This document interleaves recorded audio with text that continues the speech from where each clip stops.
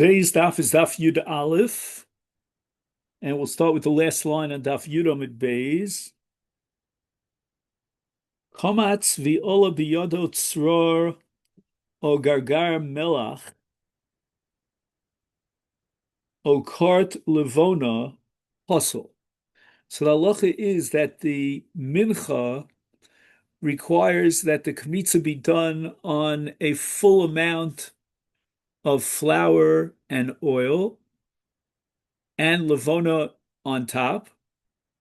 And what happens is that when he did the kmitza, there were particles that came up with the mincha. So the kometz was not on the full amount because those particles, and there are three examples here, either because of a tzror, a pebble that got mixed in, or because of a gargar melach, a certain small grain of salt got mixed in, or a kurt, which is a small particle of levona. So in all these cases, the kometz doesn't have the full shear, the full amount of a volume of a kometz, and therefore it is possible. So the Gemara asks, why do we need these three cases? Kol hani lamali. You give me the case number one of a tzror, number two a case of melach, and a third case of levona. To eat on it, if we only had the case of a pebble that got mixed in, mishum de lav bas hakrovehi. I mean, what is this pebble doing? It has no place in a mincha. We're not going to put it on the mizbeach.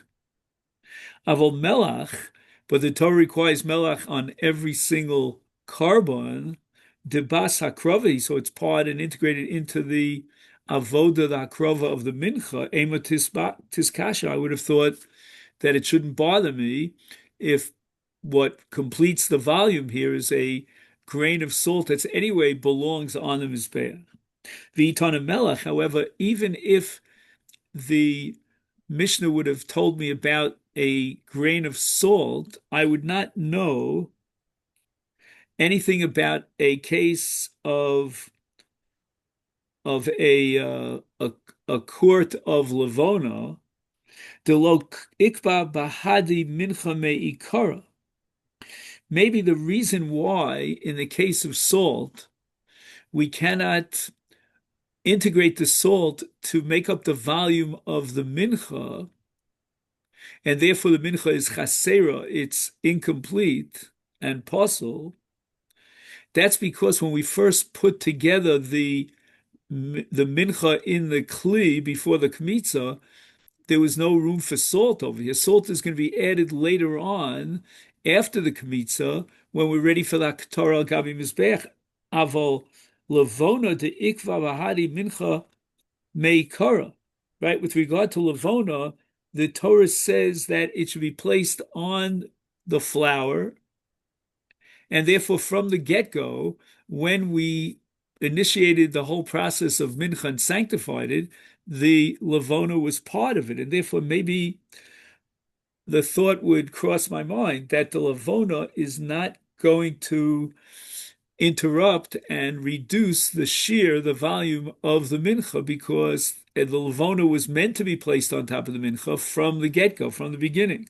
Kamash Malan, that's why the Mishnah has to give all these examples to teach you that in all these cases, the carbon is possible. Now, Rashi points out that there's a little bit of a strange phenomenon here because there were three cases. There was the case of the pebble, there was the case of the salt, and lastly, the case of levona. And the Gemara doesn't really ask why we need both the levona and the pebble, or why do we need both the pebble and the salt. It's almost a kal vachomer if melach and levona that have a relationship to this carbon. In the case of levona, it's mixed into the original mincha. In the case of the melach, it's going to be added before the Torah. Then how much more so in the case of a tzror, a pebble got mixed in. That certainly would take away and diminish the volume of the mincha. So that's Rashi's problem over here. Anyway, now the Gemara goes on to mention that the Mishnah will invalidate mipnei she'amru hakometz chaser or yeser posel. So now the Gemara wants to know, why does the Mishnah have to stretch its arm to invalidate the mincha because of chaser, because it's not complete, it doesn't have the full volume? Tepukle mishum chatzitza. There's a more straightforward way of understanding why this would invalidate the carbon. The halacha requires that the yad of the Kohen be in direct contact with the mincha at the time of the kmitza. But now there's a mixture of salt or of a pebble or lavona, whatever it might be, that now interposes, if you will, between his hand and the mincha. And that itself should be enough to passel, because the halacha requires that the Yad HaKohen be directly in contact without any chatzitza with the flour. Rabbi Yirmiyah, min hatzad. What happens is that in the kli where he does the kmitza, the pebble or the salt or the lavona got stuck on the side of the kli. So now he can do the kmitza without any separation between his fingers and the mincha itself. Amalei Abai l'Rava, Ketzad komtzin. How is kmitza implemented? Amalei kidekomtze inshi. When people put their hand into something in order to scoop it up, they do it with their fingers. That is your paradigmic case of kmitza. However, the Gemara now raises an objection. Abai is going to argue against Rava, because we're going to find in a brisa that basically all you need for the kmitza are 3 fingers. You don't use 4 fingers. Now forget about the thumb for a moment, because the thumb is not involved in scooping, but the other 4 fingers are all involved. And yet we're going to show from the brisa that the zeres, which is the pinky, the smallest finger, is not involved in the actual scooping up.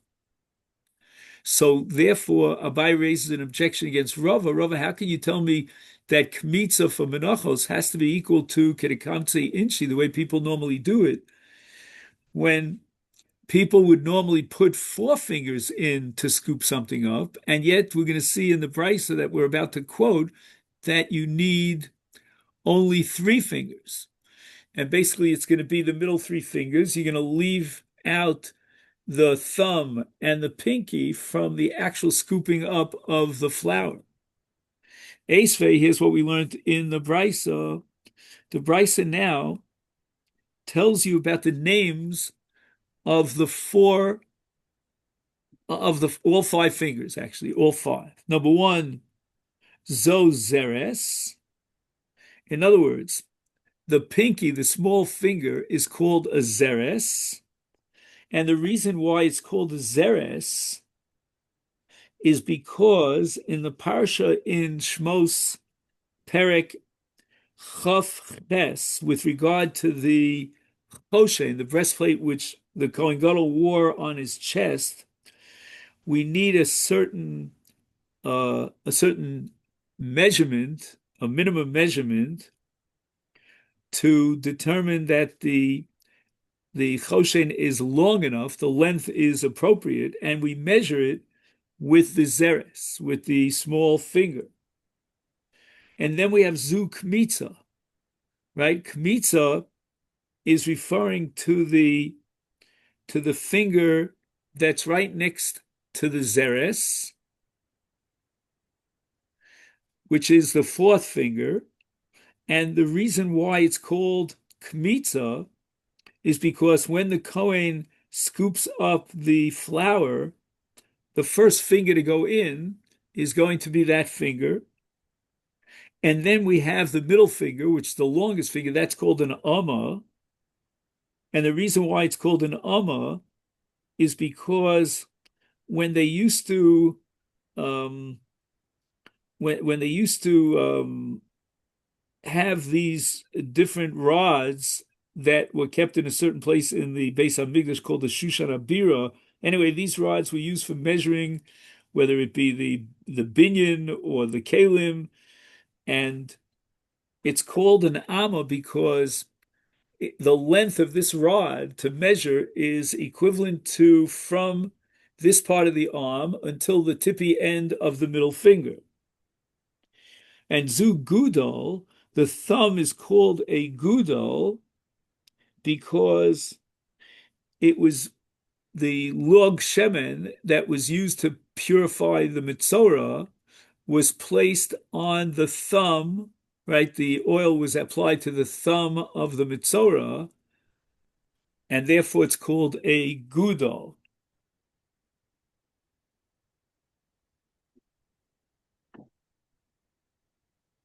Rabbi, you skipped etzba. What did I skip? Etzba. Etzba. Oh, etzba is the forefinger, the pointer, what we call the pointer, and that's called an etzba because when the Kohen does the hazah of a chatos, the Torah says that he has to put his finger into the blood. And which finger is it? The finger that you usually use as a pointer, which is called an etzba. So now we have a question on an objection to Rava. Rava, how can you say that it's kiddukamtse inshi when the normal way a person would scoop something up would be with his four fingers? El lahashvos. The other two fingers have a different role to play that's also part of the avoda of kmitza, because after the kmitza is done, the halacha is that the flour can't rise above the komets, and therefore you have to sort of soften or flatten out the flour, and that's going to be achieved with these two fingers, the zeres and the godal. Somehow they will, it's a very difficult kind of thing, as the Gemara is going to point out, but they will somehow flatten out the flour. Hechi Ovid, Omer Rav Zutra bar Tuvia Marav, Chofesh Sholosh Etzba Osav. Right, he has the flour ready for what's called chofe. Chofe means when you dig in your hand into the flour, and you use three etzbos, the middle three etzbos, leaving out the zeres on one side and the gudel on the other. Ad shemagia al pas yodo, the komets.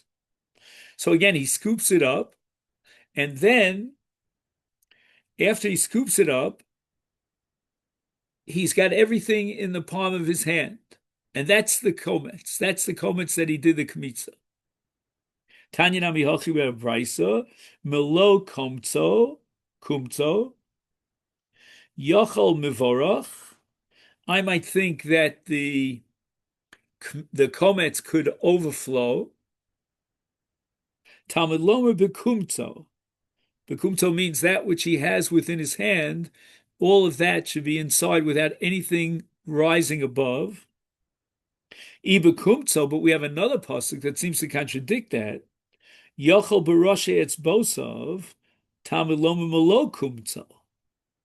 Right, you might think that if all you need is to get the komets into his palm, covered by his fingers, then let him use his fingertips. And once he uses his fingertips, he can already cover the flour that's in his palm. Talmud lomer malo kumtso. So malo kumtso seems to indicate that you need a full komets, and nothing but a full komets would do. And in this case, only the Rosh Etzba Osav, the tips of his fingers, are doing the kmitza, not the entire hand. I mean, the three fingers. Okay, so how do we reconcile these two psukim? Chofesh sholosh etzbosav al pas yodo. He's going to have to curl his three fingers onto his palm when he has the flour inside, the kometz, and then what we said before is he's got to flatten it out. So in that case, he's got both komtzo, malo komtzo, to exclude mivorach, and at the same time, he's got malo komtzo to exclude a case where he just turns in his fingertips.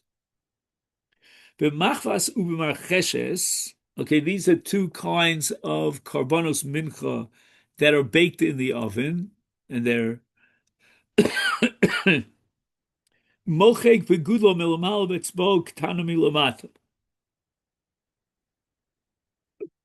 So he uses the thumb, which is called the gudel, and he smooths out that which might be above his three fingers, the flour above, and he smooths that part out with his thumb. And then with his pinky, he will smooth out on the bottom to make sure that on the bottom below, there's no flour that sticks out. But vizui avoda kosher English. This is, if we translate this literally, the Gemara is going to change that in a minute, but this is the most complicated avoda in the Mikdash. The Gemara says v'zeu v'sulo. He's saying this is the most difficult task in the Mikdash. What about ha'ika malika? And here, in the note, he tells you that malika is very difficult in the birds because the Kohen holds the bird's legs and wings between his fingers, cuts the back of his neck with a thumbnail. Very complicated. And va'ika chafina. Now we go into the ketores in the Kodesh Kadoshim, and there the Torah requires chafina in the avodas Yom Kippurim of the Kohen Gadol, and he cups his hands together, uses his fingertips to tilt the contents of a ladle of ketores into his hands. Actually, from what I remember from the period, is that he sinks his teeth, into the calf. Anyway, he's got to use either his fingertips or his teeth in order to pour from the calf into his cupped hands. I mean, he's got two cupped hands that are preoccupied, and yet at the same time, he's got to pour from the ladle into his two cupped hands. Anyway, Ella zu hi achas me'avodas hakosher of Mikdash. It wasn't intended to indicate that when the Brisa says zu avoda hakosher Mikdash, that's the most difficult, but that it's a very difficult avoda, and it ranks amongst the other two avodos of chafina and malika as amongst the most difficult, challenging avodas. Amar Papa, pshitoli. First, let me tell you what's simple, and then I'm going to get into a whole series of sveikos, which all end in teku. Melo komtso kitakomtsi inshi. I know that malo komtso means it should be done in the way people normally scoop something up. Now, here let me mention, but again, this is way beyond the Daf Yomi. There's a Rambam that says that kmitza requires 4 fingers, not 3. The only finger that's not involved in actually scooping up the flour is the thumb. And it's a very difficult Rambam. The great commentaries try to explain it, but a lot of them explain it based on this principle of kitakamtsi inshi. Because when a person scoops something up, he doesn't use 3 fingers, the 3 middle fingers. He scoops it up with all 4 fingers.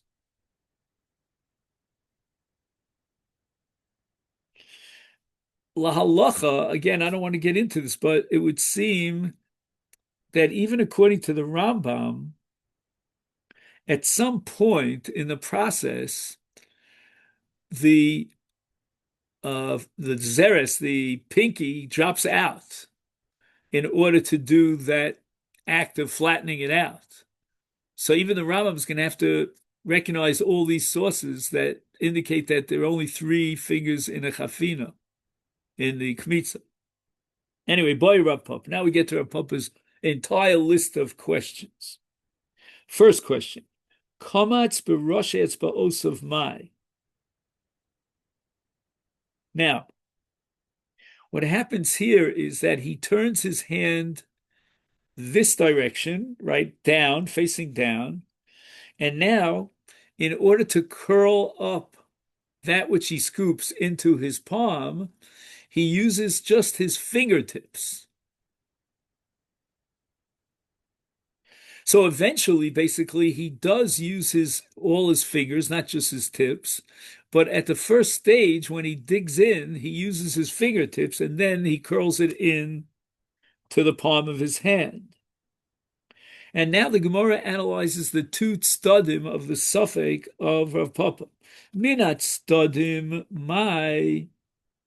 Okay, even if you come to the conclusion that it's enough to do the initial stage of the kmitza with Rosh Etzba also, but what happens if he puts the back of his hand on the flour, pushing it down until the flour fills his hand and it starts coming up on the sides?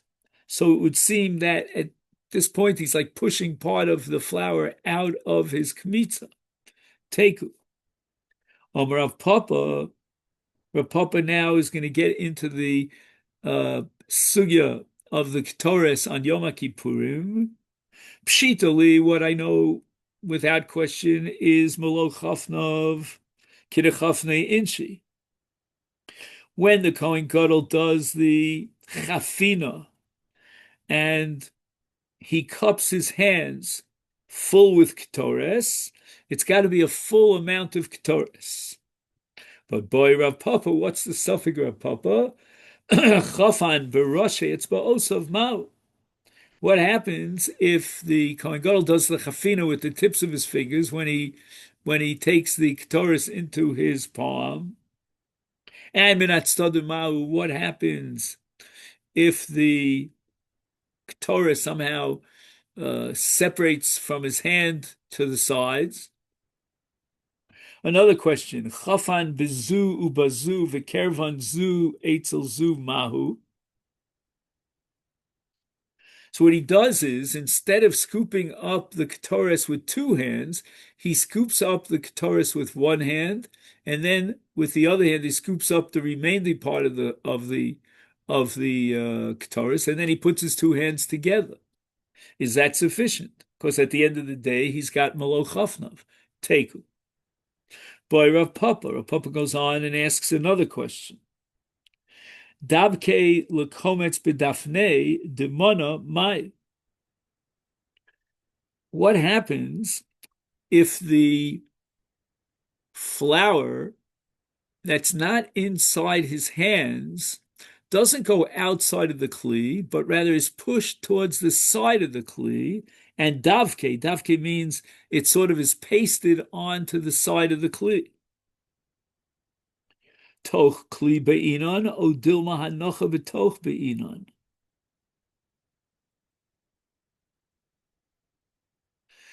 If we're going to require toch kli be'inon, then that part of the mincha that was attached or pasted to the side of the kli is still inside the kli.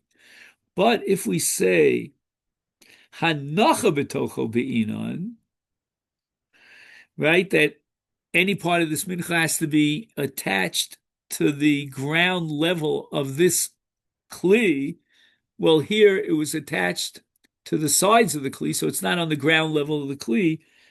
Teku. Boy mar barav ashi.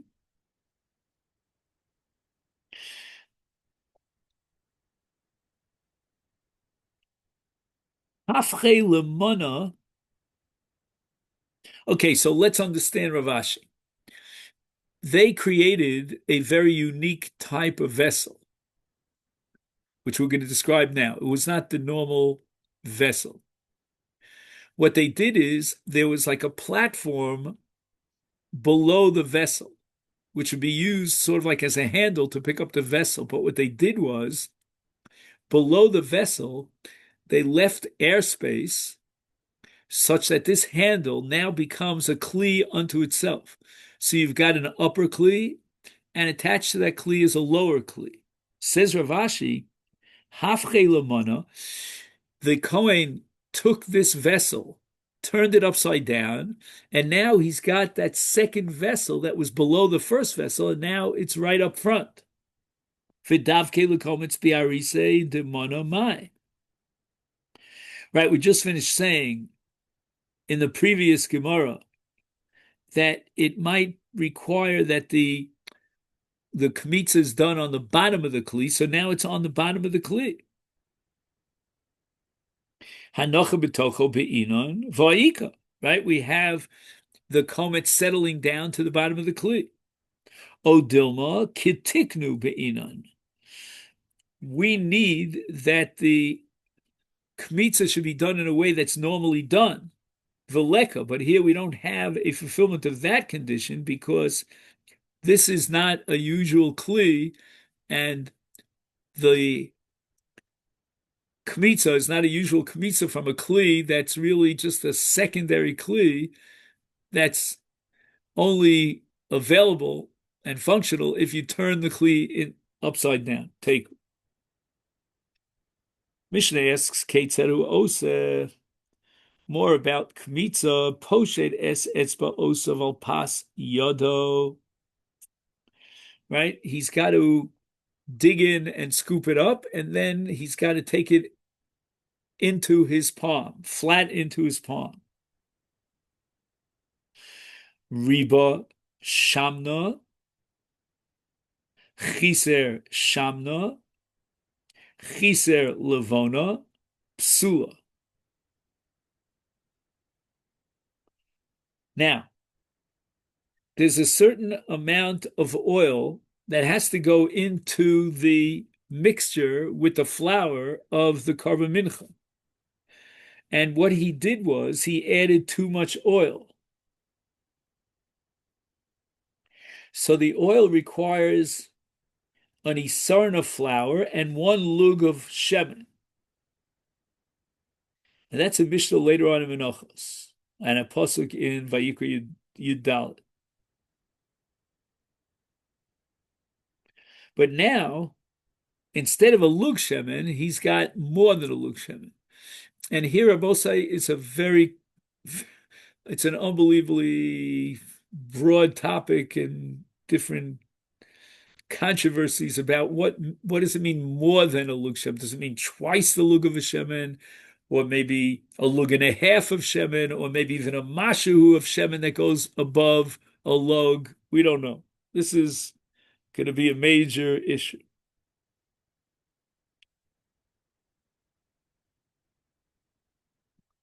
Then it says chiser shamna. Okay, there's less than a log of shemen.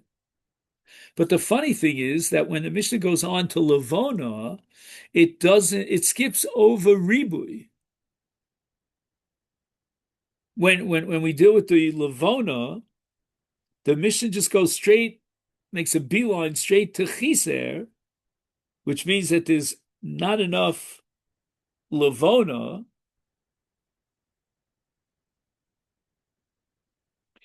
And apparently, the minimum amount of levona is the same as the minimum amount of the komets on the flour, which is considered mole komtso, how much that will fill up his fingers when he scoops it up.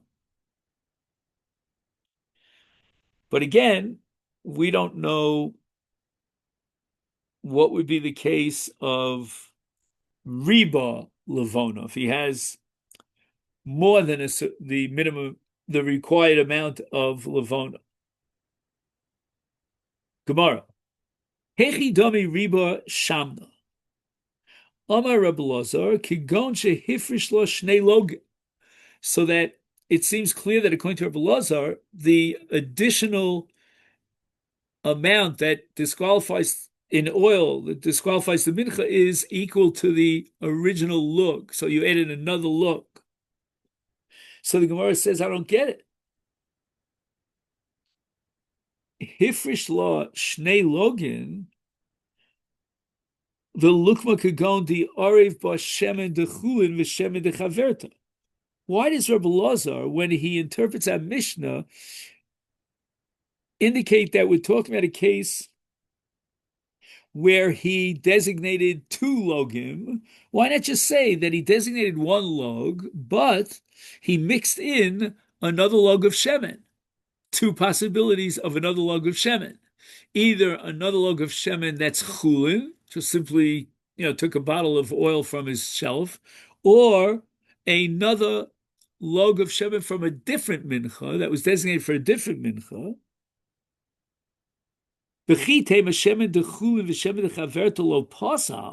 You might say that the reason why Rabbi Elazar interpreted our Mishnah as a case where he was mafresh two lugim and not a case where he mixed in from the outside lugim. Elamei ata minchas chote de pasel bas shemen hechi mishkachas la.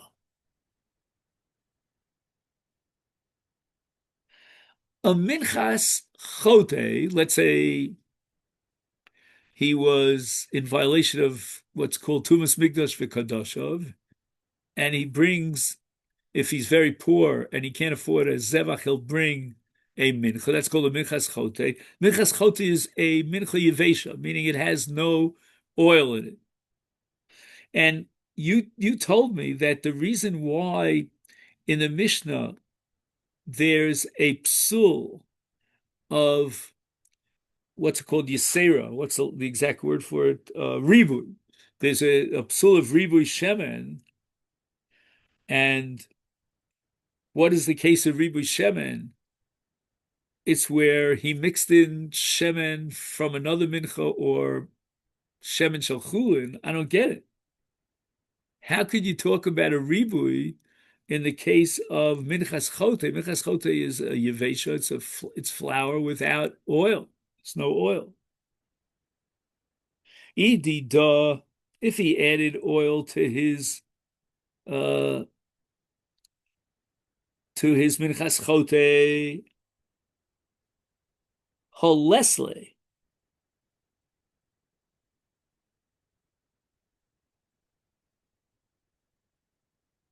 So what's the Gemara's question on holesle? Just give me a second here.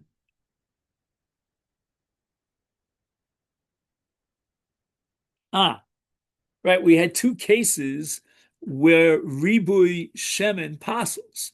One of them was chulin. That's okay, and we could use that for the minchas chote scenario. But the second possibility was that this oil was part of a different mincha. What does it mean it was part of a different mincha? If it was a minchas chote that it came from, then that oil is not part of the mincha. It's chulin. So you're back to the same case of chulin, because even if he designates oil for a minchas chote, that designation is not valid. It has no implication.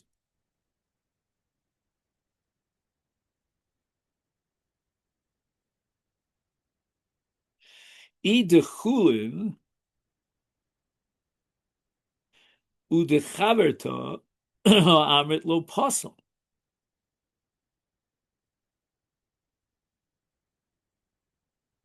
Right, we're trying to suggest now that shemen de chulin v'shemen de chaverta lo pasal.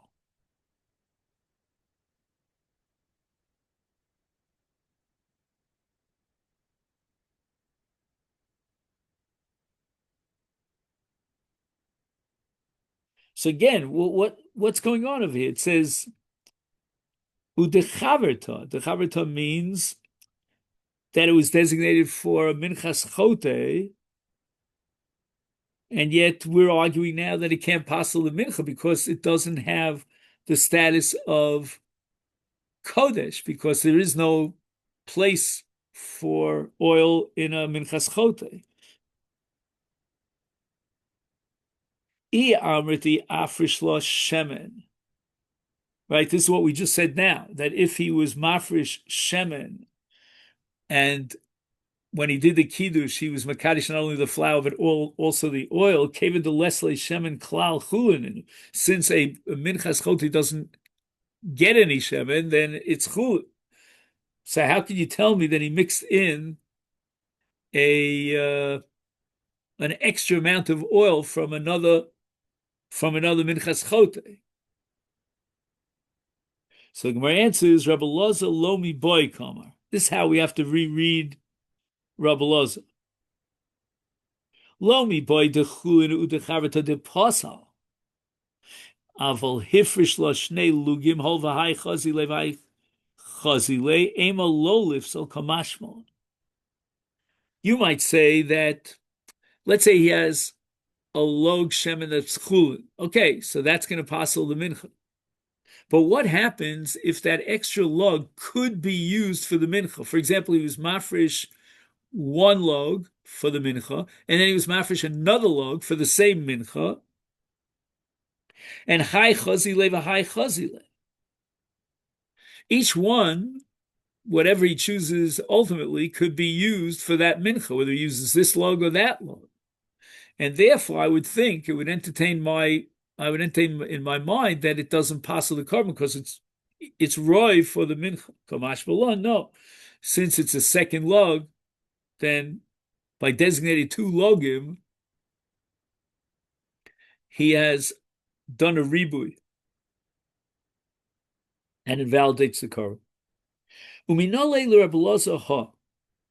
How does Rabbi Loza know that a mincha becomes psula from an addition of surplus oil more than log shemen, even though that oil was not designated as part of the carbon? In other words, the Gemara thinks now that logically we could have argued against Rabbi Loza that only if the log that he adds as a ribui is part of the mincha, then it's integrated into one entity called a mincha, and it passes the mincha. But how does Rabbi Loza know that even if there's oil of chulin that was never designated for mincha, that also would passel? And the Gemara says, Amar Rava, he had a question, Rabbi Loza, on the Mishnah, and he answered this question by indicating that even if the second lug, that's the surplus lug, is not sanctified and designated for a mincha, nevertheless it passes. What was his question? My iryaditani riba shamna. Take a look at the extra hey at the word shemen. Listen, riba la shemen. It should have said that he added shemen above in the amount. Why say he added his shemen, shamna, or its shemen? Therefore, we see that the Mishnah is saying that even if he was mafresh two logim for the same mincha, that itself will passel the mincha because it's a surplus above and beyond the log.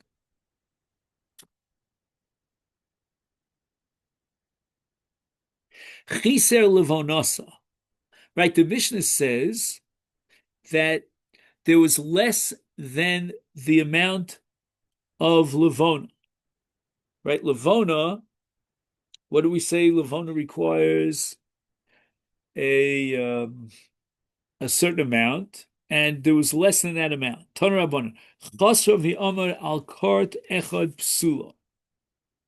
Okay, so this is going to be another sugi for us. Let's just 1 second.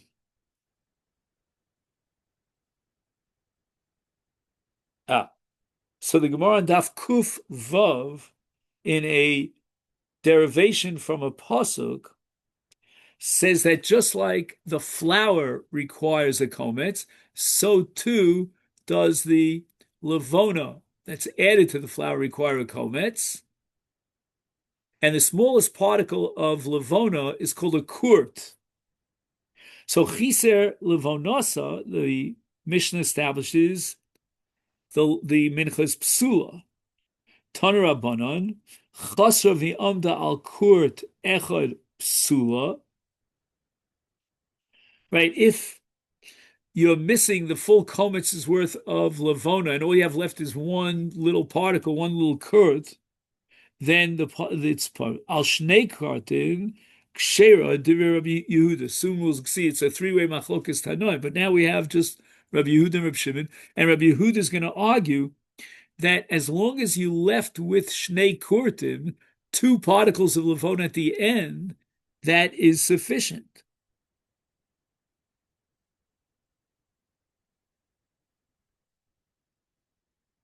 And Rabbi Shimon Omer al kart echad kshera.